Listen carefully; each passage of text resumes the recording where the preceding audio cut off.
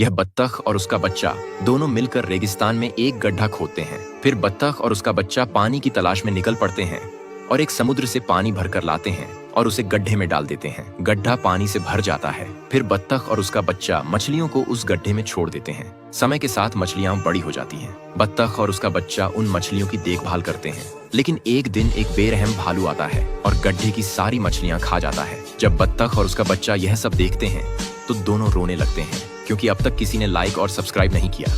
ये छोटी सी गाय भारत और पाकिस्तान के बॉर्डर पर एक आम के पेड़ को लगाती है। फिर उसी आम के पेड़ पर पानी को डालती है। अब आम का पेड़ धीरे धीरे बड़ा हो जाता है और उसमें बहुत सारे आम लगाते हैं। अब गाय उसी आम के पेड़ की दिन भर रखवाली करती है और खुशी खुशी रहती है। लेकिन एक दिन कुछ हरामी पाकिस्तानी बंदर आ जाते हैं और आम के पेड़ को नष्ट करने लगते हैं। गाय रोकने की बहुत कोशिश करती है, लेकिन बंदर गाय पर हमला कर देते हैं और मार मार कर भगा देते हैं। फिर बेचारी गाय बहुत रोने लगती है, क्योंकि किसी ने लाइक सब्सक्राइब नहीं किया। दादी को एक सोने का बीज मिलता है।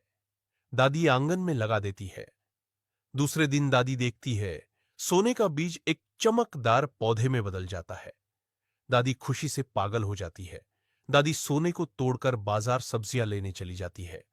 तभी एक चोर आता है और सोने के पेड़ को चुरा के भागने लगता है। दादी बाजार से घर आती है।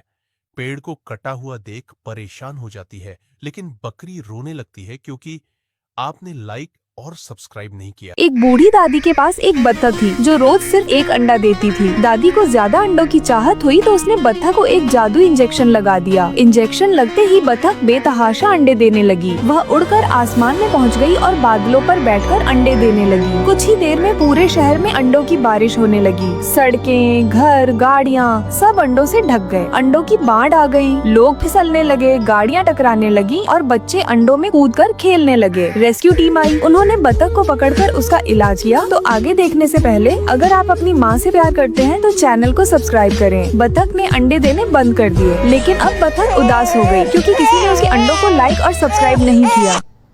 भुक्कड़ किसान मुर्गियों के अंडों की आमलेट बनाकर खा जाता है, लेकिन फिर भी किसान का पेट नहीं भरता तो किसान कबूतर को पिज्जा लाने के लिए कहता है। फिर कबूतर एक ट्रक भरकर किसान को पिज्जा ला देता है। फिर किसान बिना सोचे समझे पिज्जा खा जाता है। तभी किसान का पेट दर्द करने लगता है और पेट से सारा खाना बाहर निकल जाता है। फिर कबूतर किसान को एक दवा लाकर देता है। किसान दवा को पीकर बिल्कुल ठीक हो जाता है, लेकिन कबूतर रोने लगता है क्योंकि किसी ने लाइक सब्सक्राइब नहीं किया। एक दादी अम्मा के पास एक मुर्गी थी जो रोजाना सिर्फ एक अंडा देती थी। दादी को ज्यादा अंडों की चाहत हुई तो उन्होंने मुर्गी को एक इंजेक्शन लगा दिया। इंजेक्शन लगते ही मुर्गी बेहिसाब अंडे देने लगी। मुर्गी उड़कर आसमान में पहुंच गई और बादलों पर बैठकर अंडे देने लगी। देखते ही देखते पूरे शहर में अंडों की बारिश होने लगी। सड़कें, घर, गाड़ियां सब कुछ अंडों से ढक गया। ऐसा लगा जैसे अंडों की बाढ़ आ गई हो। रेस्क्यू टीम आई, मुर्गी को पकड़ लिया और उसका इलाज किया। इलाज पूरा होने पर मुर्गी ने अंडे देना बंद कर दिया। मुर्गी रोने लगी क्योंकि किसी ने उसे लाइक नहीं किया। रवि एक छोटे से गांव का गरीब लड़का था, लेकिन उसके सपने बड़े थे। वह डॉक्टर बनना चाहता था, पर आर्थिक तंगी और संसाधनों की कमी ने उसकी राह में बाधाएं खड़ी कर दी। जब उसके दोस्त और गांव के लोग उसे हतोत्साहित करते तो रवि अपने पिता के शब्दों को याद करता, सपने देखने वाले ही दुनिया बदलते हैं। रवि ने ठान लिया कि वह हार नहीं मानेगा। उसने दिन रात मेहनत की, पढ़ाई के लिए खेतों में काम किया और अपने लक्ष्य की ओर बढ़ता गया।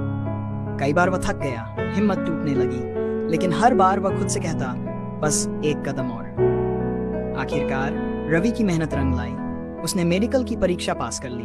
आज वह गांव का पहला डॉक्टर है और अपने गांव को गर्व महसूस कराता है।